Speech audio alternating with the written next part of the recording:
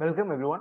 In this video, we are going to see what are all the deployment options are available in code pipeline and how the deployment life cycles are there, and also we are going to run a sample deployment in code pipeline as well. So before we get started, so I have created a playlist of continuous integration and deployment with AWS code services. So kindly watch the previous videos to get understand on different AWS code services, and this is a continuation of that. Now let's get started. So in the previous video, we have created a code pipeline. So here you can see this is our code pipeline. So true, and also we have added a new stage called production. To trigger a pipeline manually, I need to click on release change. So what this will do, this will manually trigger the pipeline to run, and it will start with the latest revision of the code in AWS code commit.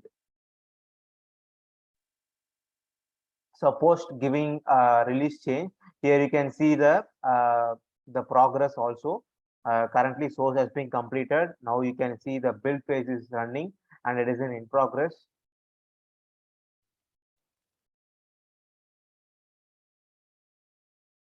And once the build stage is completed, it will go to the production.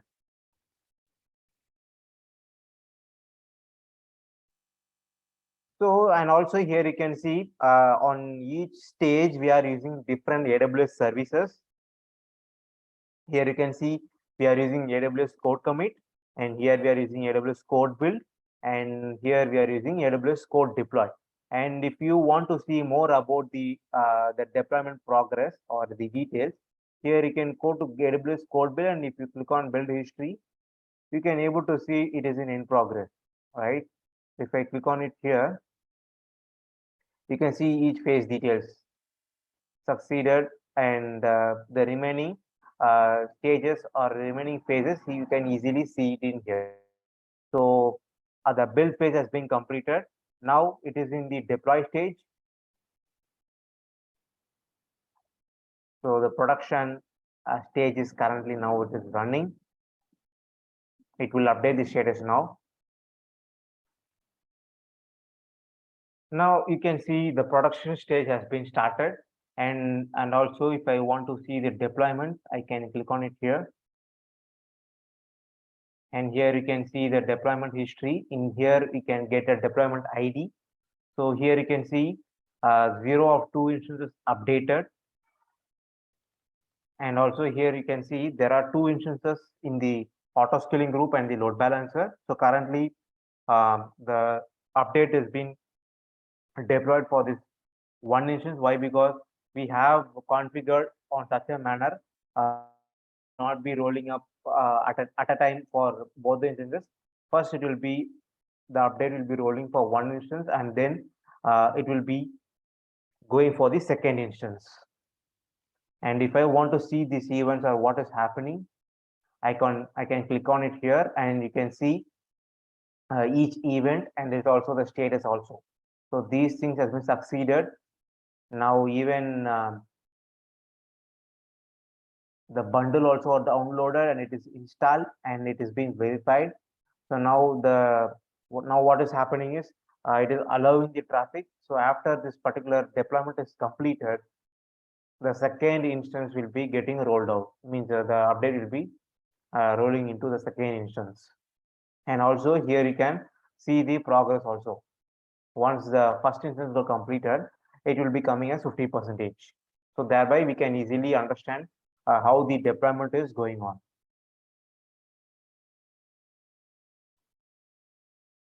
Let's wait for some couple of minutes.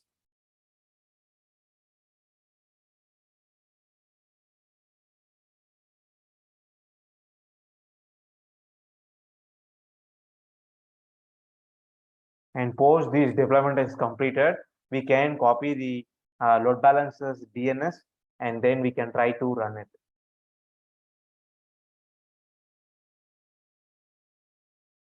Now here you can see 50% as one instance got rolled, the update got rolled out very successfully. it is being succeeded. Now it is performing for a second instance.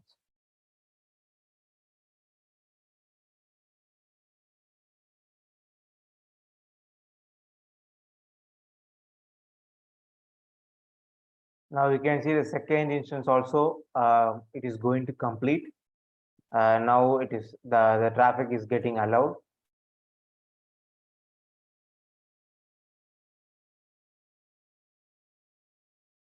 And here also, if you see, it will be getting automatically updated, this window. Here you can see the refresh, it is happening automatically.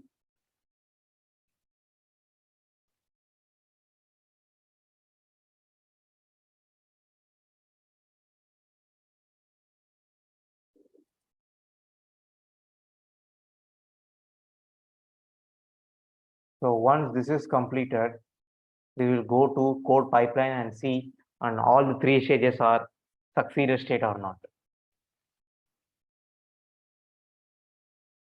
So it will take almost like it is taking more correctly 4 minutes. I think still 1 more minute is left. Why? Because if you see for the first instance, it have taken 3 minutes 35 seconds.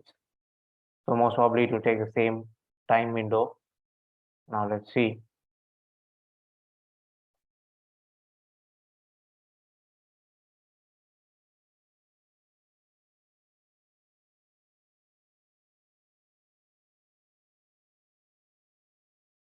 So yeah, here you can see the succeeded, right?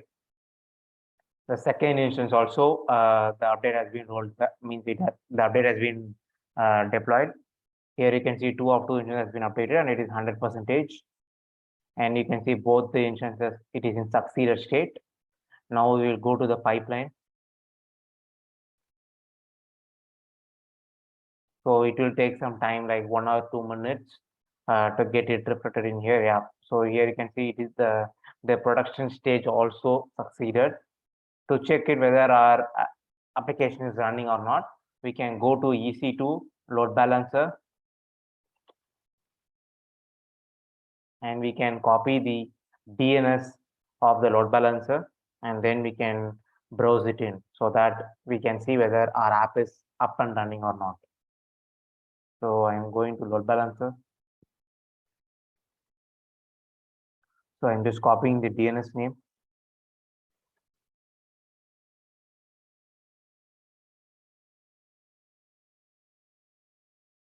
So here you can see our application is up and running.